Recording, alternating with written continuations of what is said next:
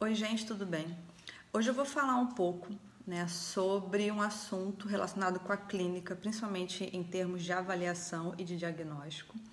E para isso eu vou trazer dois artigos que foram publicados pelo Laboratório de Neuropsicologia e Neurofisiologia da Atenção da UFRJ, que eu coordeno, em colaboração com o Instituto de Neurociências Aplicadas.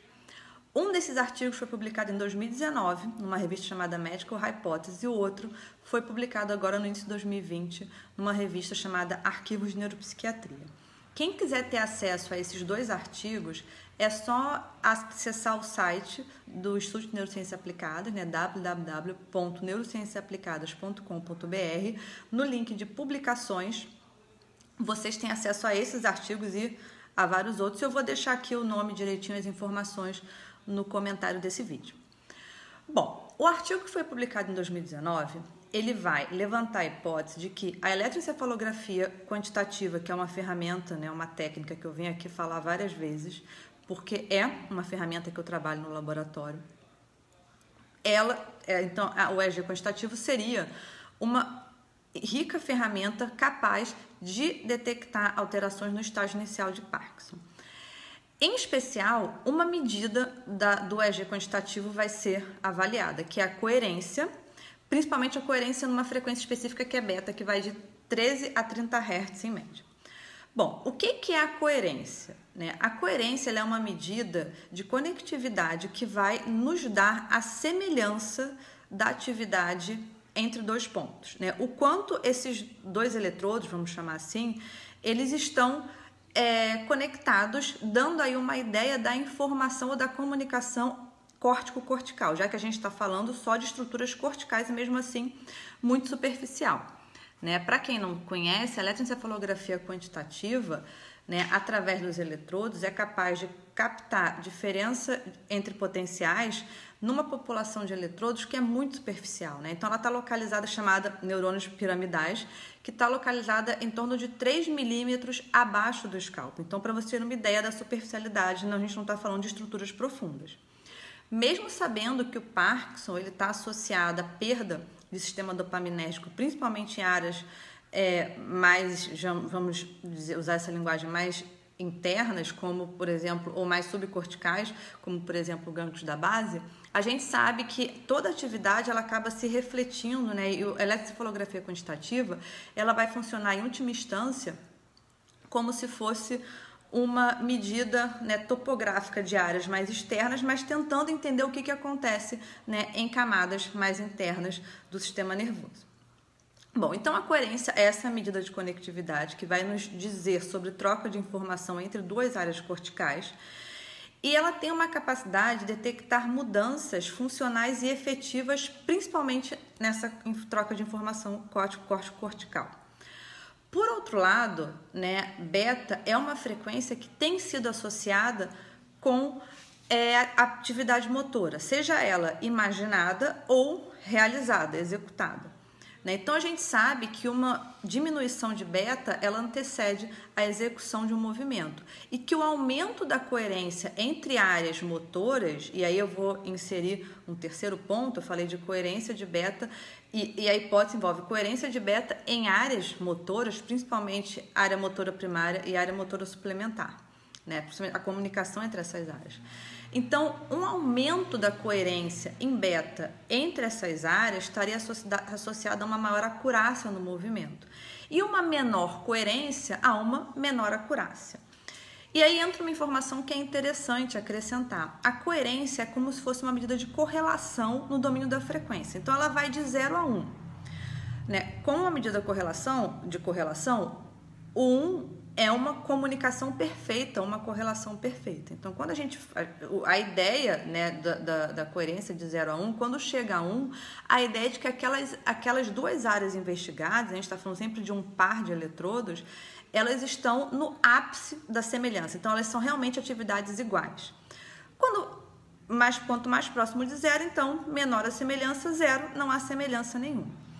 Então, o que se espera, e essa é a hipótese trabalhada nesse artigo, é que pacientes em fases iniciais, estágios iniciais de Parkinson, eles têm uma diminuição da coerência quando comparados com indivíduos saudáveis.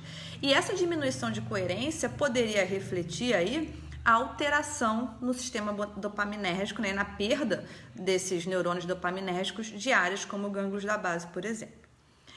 E aí, complementando essa informação e esse artigo, eu chego no artigo que foi publicado no início desse ano.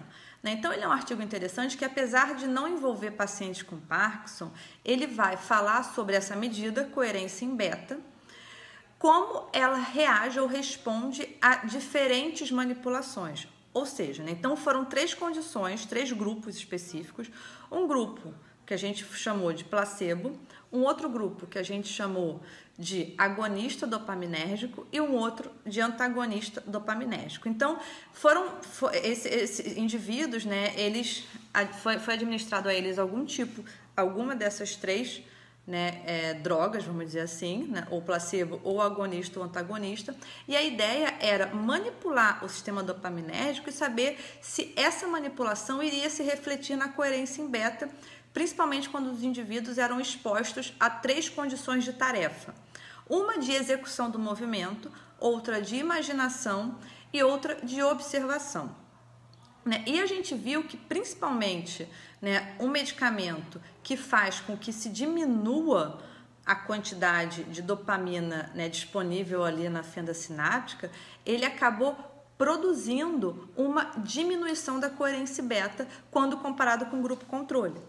Mostrando aí que a gente pode seguir uma linha para tentar investigar como a eletroencefalografia quantitativa ela pode contribuir para ser um exame complementar no diagnóstico de Parkinson, que é feito basicamente a partir da clínica, né? Então, há uma carência nessa área, acho que não só no Parkinson, mas em vários aspectos de neurologia e psiquiatria, de exames que possam nos dar informações mais palpáveis e não que sejam tão subjetivas sobre alterações no indivíduo e indicação de diagnóstico diferencial.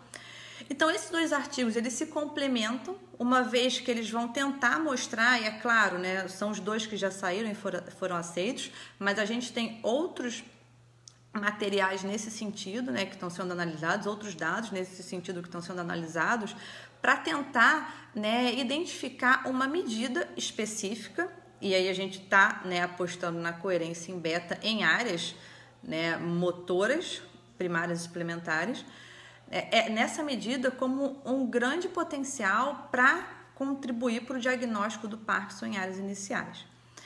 Não só em Parkinson, né? Claro que eu trouxe aqui esses 2 artigos publicados, mas é interessante a gente pensar e ver que a eletroencefalografia quantitativa ela tem se mostrado extremamente importante e relevante no diagnóstico de vários transtornos e vários distúrbios neurológicos, né? Isso tem sido demonstrado em diversos laboratórios ao longo do mundo.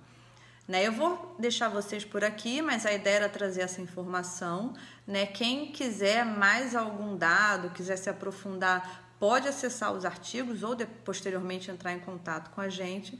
Mas a ideia era trazer um pouco essa informação do que tem sido feito em termos de pesquisa que se comunique com a prática, que aí sim é um resultado efetivo, pensar como a pesquisa vai contribuir para melhorar o diagnóstico, fazer com que o diagnóstico de determinados transtornos, como a doença de Parkinson, por exemplo, seja mais efetivo e mais eficiente, né? Tenha uma acurácia maior e que extrapole somente a avaliação clínica. Eu vou deixar vocês por aqui. A gente se vê em outro momento para falar de algum outro tema. Eu vou tentar trazer alguma coisa sobre a educação que as pessoas têm pedido bastante, né, no próximo vídeo, tá bom? A gente se vê na próxima. Um abraço a todos.